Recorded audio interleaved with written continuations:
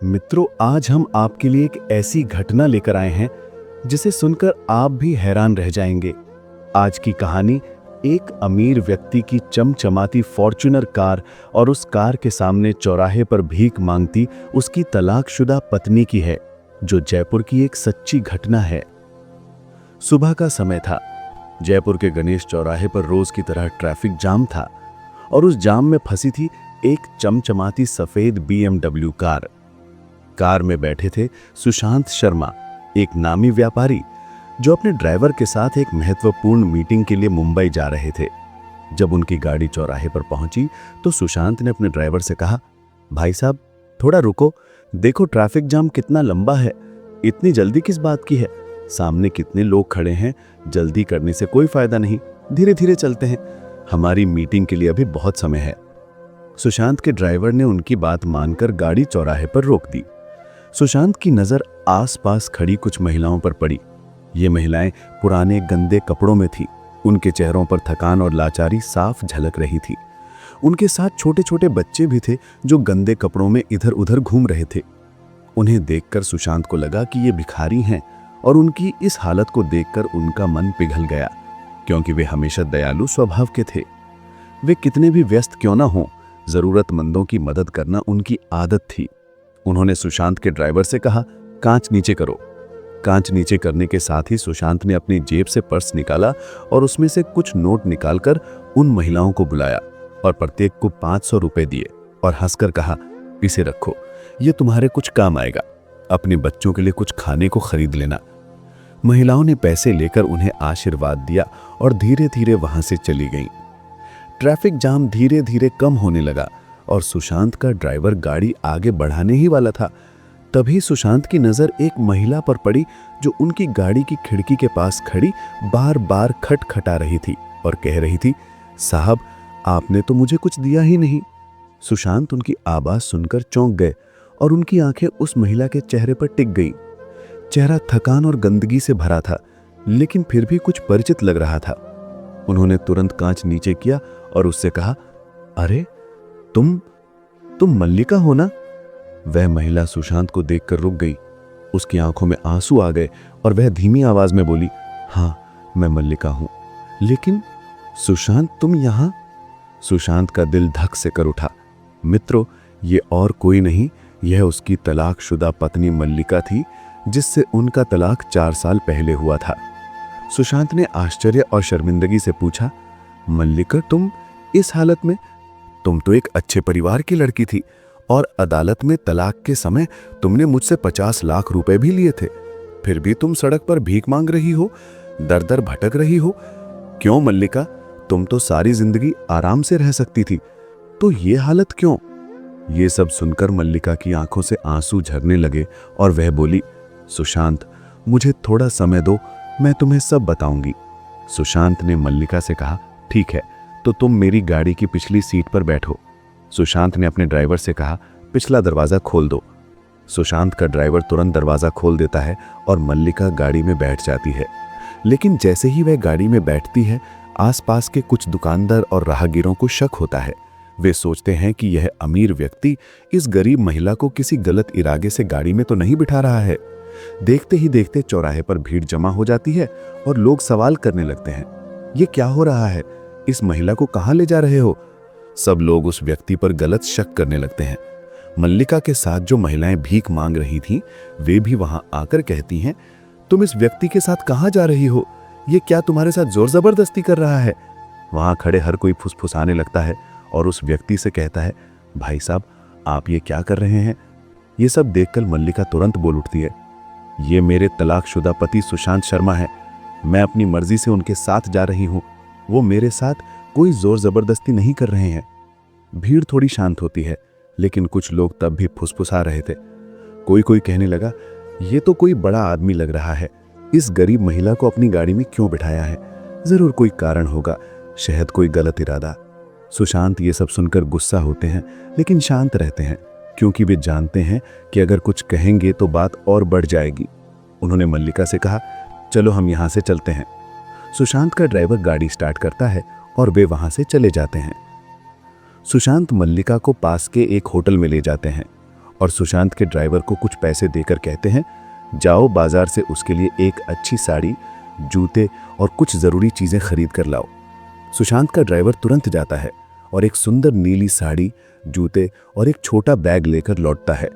सुशांत मल्लिका से कहते हैं, होटल के बाथरूम में जाओ, नहाकर ये नए कपड़े पहन लो। मल्लिका वैसा ही करती है।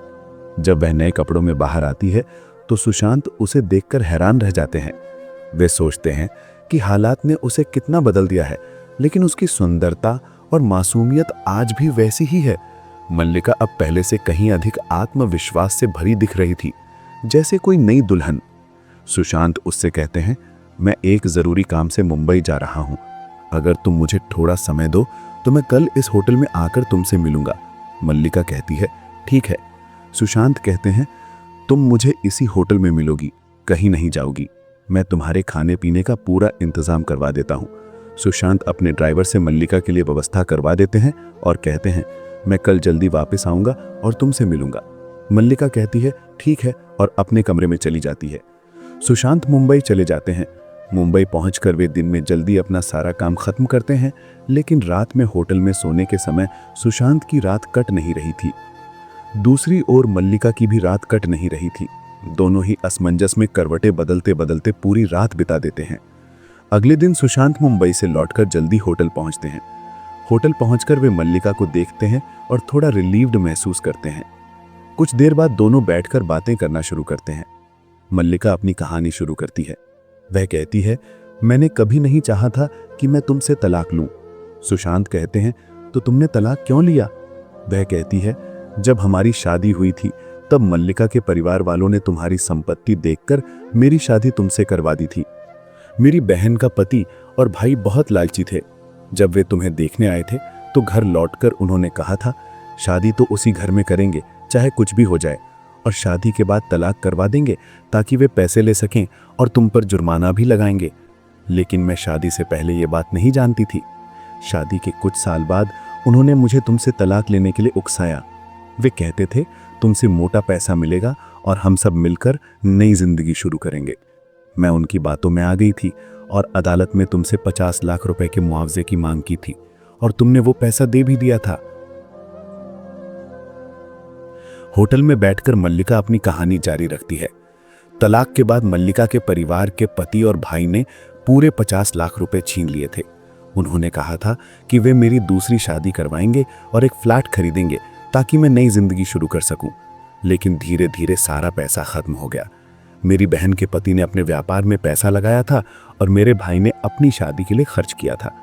जब पैसा खत्म हो गया तो मेरे परिवार ने मुझे घर से निकाल दिया था। मेरे माता पिता भी मेरा साथ नहीं दिए। वे कहने लगे, तुम अब तलाकशुदा हो, तुम हमारे लिए बोझ हो। मल्लिका की आंखों से आंसू झरने लगे और वह कहती है, सुशांत, मेरे पास और कोई रास्ता नहीं था। सुशांत, मैं मजबूर थी। मैं अपने परिवार के जाल में फंसकर अपना खुद का घर बर्बाद कर चुकी हूँ। मेरी बहन का पति बहुत लालची था। उसने मुझे ये सब करने पर मजबूर किया था और मैं उसकी बातों में आ गई थी और अब मैं सड़क पर आ गई हूँ।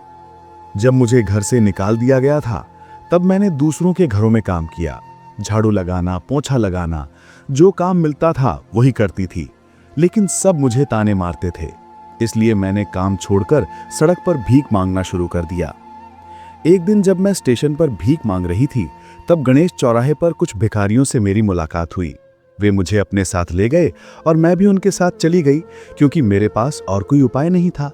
उनके साथ रहने लगी और धीरे धीरे भीख मांगना शुरू कर दिया।